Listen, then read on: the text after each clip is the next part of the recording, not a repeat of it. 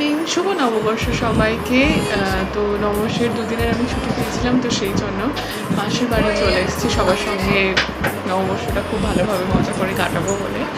তো দেখতে থাকুন যে সারাদিন কী করছি কি না করছি। আপাতত এখন ব্রেকফাস্ট বানাবো, বোনেদেরকে বলেছি যে আজকে নববর্ষ স্পেশাল চিজ অমলেট বানানো হবে। এই দেখো গাইস, দিদি আমার জন্য কি বলে চিজ অমলেট বানিয়েছে। ফার্স্ট টাইম ট্রাই করছি, ট্রাই করে বলছি কেমন হয়েছে। ভালো হয়েছে।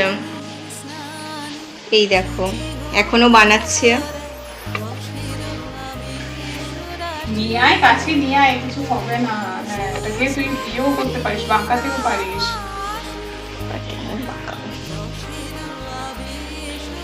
এই তো এরকম ভাবেও করা যায় রে। ও আচ্ছা, এরকমও করা যায়। আরে হালকা আছে না জিনিসটা।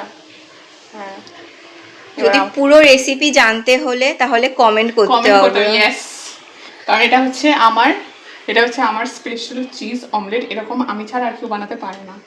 এক্স্যাক্টলি, আর খুবই সুন্দর হয়েছে খেতে। ভিডিও ভালো লাগলে like, share, comment, subscribe. Bye bye.